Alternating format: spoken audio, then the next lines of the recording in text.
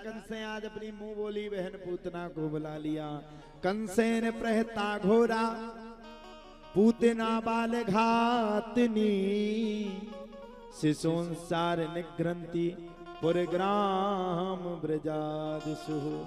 राजा कंस ने आज अपनी मुंह बोली बहन पूतना को बुलाया। पूतना ने पूछा भैया किस चक्कर में बुला लिया? तुम तो अब इतने खुद सामर्थ्यवान हो कि किसी से भी लड़ सकते हो, फिर चिंता में क्यों हो? राजा कंस ने हाथ जोड़ करके कहा कि क्या करूं बहना, दिक्कत तो बड़ी आन पड़ी है, बड़ी समस्या में खड़ा हूं। बोले क्यों? अरे बोले बहना, विष्णु ने आकाशवाणी करवाई थी कि भगवान 8वें गर्भ के रूप में आएंगे, लेकिन भगवान आए नहीं, लड़का की जगह लड़की हो गई। पूतना बोली फिर क्या हुआ? अरे बोले भैया मैं बड़ा चिंता में हूं, उस बालक ने जन्म लिया, मेरे दिमाग पे है, हो ना हो वो बालक ब्रज में है। पूतना ने पूछा भैया अगर ब्रज में है तो कहां है?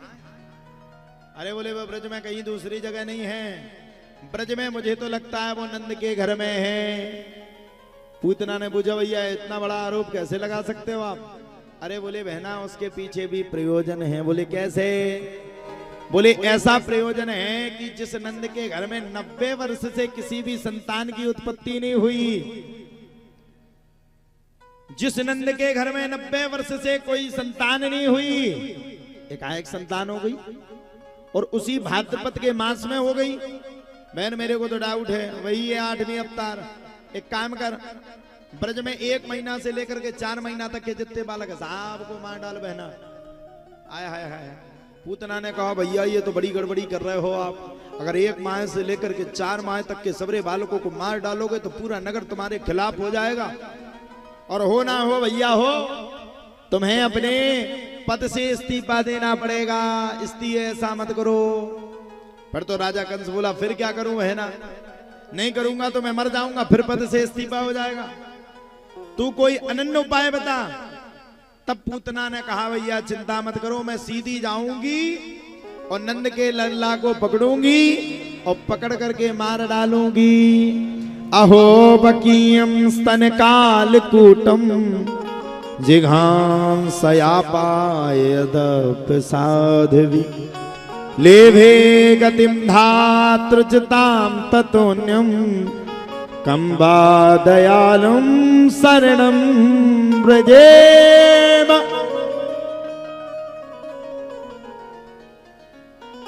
कंस ने अपनी मुंह बोली बहन पूतना को बुला लिया। पूतना चल पड़ी। अच्छा पूतना ने अपने स्तनों में कालकूट नामक बिस्कुट डाला। आदमी नहीं कह देता आज का सारे खाई 1 मिनट में मार डालें, दूसरों मिनट ना लगे। कहना तो आसान है, करना बड़ा कठिन है। पूतना चल पड़ी, नंद का लाला है क्या, पकड़ूंगी जाकर के घुटकी में सक दूंगी, नहीं मस्कूंगी तो दूध पिलाऊंगी, वो कालकूट नामक उसी के अंदर जाएगा, मर जाएगा। कहना आसान है, करना कठिन है। अब कोई कह देता हमने भागवत करवाई, उससे पूछो जी ने करवाई, उसे पूछोगी उन्हें दिनों रात देने होते जब जाके भागवत भाई। पूतना चल पड़ी। इधर नंद बाबा भी राजा कंस के कर को देने के लिए मथुराम गता। राजा कंस के कर को देने के लिए नंद बाबा भी चल पड़े।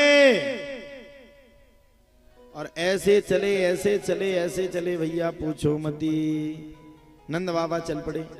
नंद बाबा इधर आए, पूतना वहां की ओर गई। आज लल्ला ने करवट ली थी, इसलिए माता यशोदा ने करवट लेने का बुलौआ लगवाया था।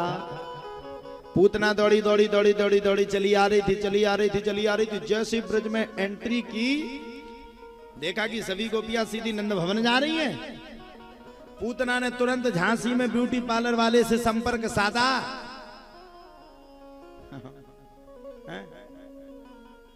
और ब्यूटी पार्लर में जाके इतनी सुंदर बन गई कि पूछो मती।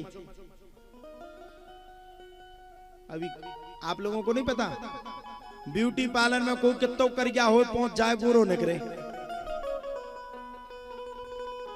ब्यूटी पार्लर वाले का श्राप लगने, करिया आदमी ने कमी गोरो कर दे तो बताओ हैं? नहीं करते? ब्यूटी पार्लर में चले जाओ, कितो कर जाओ, गोरो निकले सीधो चिकटो, श्राप लगे श्राप। अब भैया पूतना बढ़िया सुंदर नारी बनकर के उन सभी नारियों के बीच में घुस करके चल पड़ी, और ऐसी चली ऐसी चली ऐसी चली कि भैया पूछो मती। बड़ा भयंकर पूतना ने चलना प्रारंभ कर दिया, और जैसे ही पूतना चल करके फ्री हुई, वैसे ही भैया कहा जाता है पूतना नंद भवन में पहुंच गई। और जैसे भैया पूतना नंद भवन में पहुंची, तो नंद भवन में पहुंच करके पूतना माता यशोदा को बधाई देने लगी। अरे यशोदा, लाला के जन्म की बहुत बहुत तेरे को बधाई हो, बहुत बहुत अग्रिम शुभकामनाएं हो, तेरे घर पे लल्ला का जन्म है गया है। आहा। जब महाराज इतनी बातों को सुना, तब तो माता यशोदा ने मन में विचार किया, आखिरकार ये है तो है कौन है, विचार कर रही है।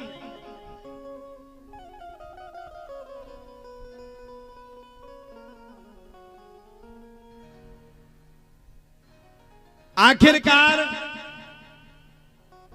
है तो है, कौन है। जब इतनी बातों को सुना, तब तो प्यारे कहा जाता है, पूतना की संपूर्ण बातों को सुना, और संपूर्ण बातों को सुनने के तत्पश्चात ही पूतना ने सबके साथ बैठी, और बैठ करके जैसे ही मौका पाया, सो मौका पा करके लल्ला के सामने पहुंच गई। जैसे पूतना लल्ला के सामने पहुंची, तो लल्ला ने पूतना को देख करके अपने नेत्रों को बंद कर दिया। कई विद्वानों ने इस पर भाष्य दिए हैं।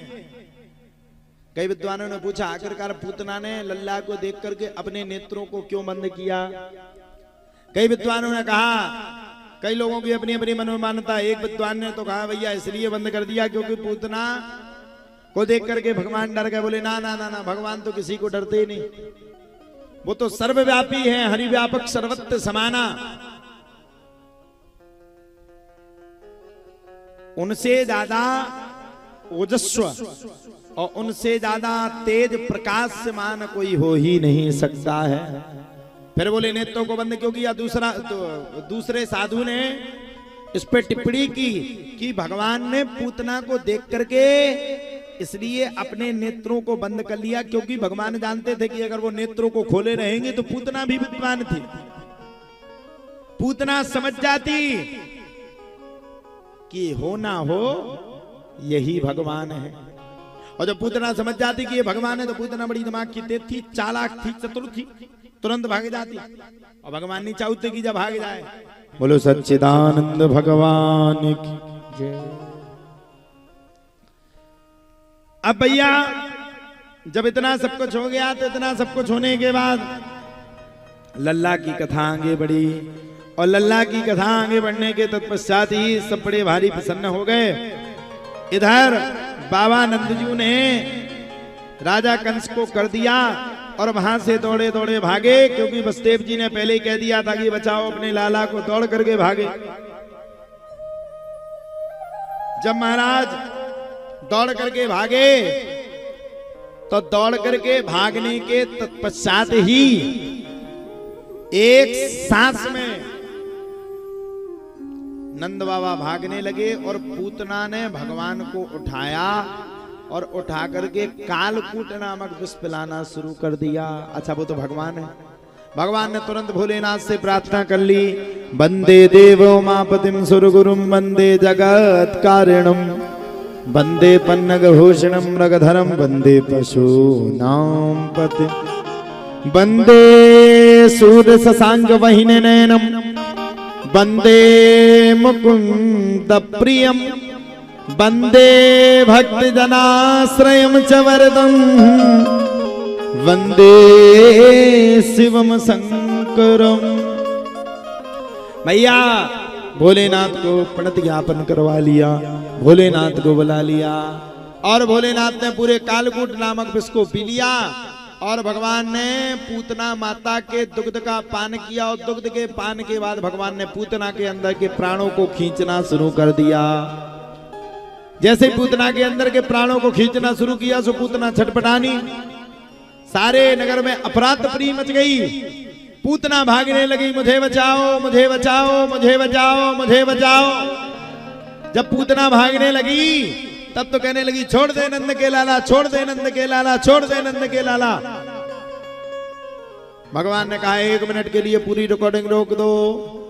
सुनो माता पूतना, मैंने तो तुम्हें कोई कार्ड दिया नहीं था, मैंने तो तुम्हें कोई बुलावा भेजा नहीं था, बिना बुलावे के तुम आई और हमसे जुड़ गई। माता पूतना, मेरा नियम है, पहली बात तो मैं किसी को मिलता नहीं हूं, और दूसरी बात जिसको मिल जाता हूं उसको जीवन में कभी छोड़ता नहीं हूं, छोड़ता नहीं। पूतना माता भागने लगी, पीछे से सबरे भागने लगे। आगे आगे पूतना पूरे ब्रजवासियों ने अपनी अपनी लाठियां उठाई, छोटी छोटी सी लाठियां, उनके पास कौन कोई अस्त्र शस्त्र थे। भागे, माते आए यशोदा तो मूर्छित होकर के पृथ्वी पे गिर पड़ी। साबरे ब्रजवासी दौड़ लगाने लगे, आगे आगे पूतना, पीछे पीछे ब्रजवासी। कछु हम तुम भी गए। भगवान ने एक सांस में पूतना के प्राणों को खींचा चटाक, और पटाक होकर के पूतना पृथ्वी लोक पे गिर पड़ी। बोलो सच्चिदानंद भगवान की जय। सबने माता पूतना से भगवान श्री कृष्ण को उठाया, उठा करके नंद बाबा आ गए, नंद बाबा के हाथ में दिया, और नंद बाबा ने जाकर के गौशाला में गऊ के मूत्र से, वो गऊ के गोबर से लल्ला को स्नान करवाए। अच्छा तुम बताओ, तुम्हारे बालक छोटे छोटे हैं, काय से स्नान करवाती हो अपने बच्चों को? गौमूत्र से किस किसने अपने बच्चों को स्नान करवाया? कोने नहीं करवाओ? लगा लो जॉनसन्स बेबी पाउडर, लगाओ जॉनसन्स बेबी साबुन। बड़े में उन्हें बड़ो होंदो करो के तो चिकनो करत, बड़े में इतने सपाटे घाने तुम्हें सीधो कर दे। आज के बालक क्यों बर्बाद है? पहले गऊ के मूत्र, गऊ के गोबर से स्नान होते थे, आज नहीं होते। नंद बाबा ने जाकर के पुत्र को गऊ के मूत्र से, गऊ के गोबर से स्नान करवाए, और स्नान करवाने के बाद लल्ला को जगह पर ही बैठाल दिया। बोलो सच्चिदानंद भगवान की जय। भैया सब बड़े भारी प्रसन्न हो गए। अब तो भैया इतने प्रसन्न साहब, सुखदेव बाबा कहते हैं राजा परीक्षित भगवान को पाकर के माता यशोदा भी बड़ी प्रसन्न हो गई, क्योंकि साक्षात भगवान आ गए।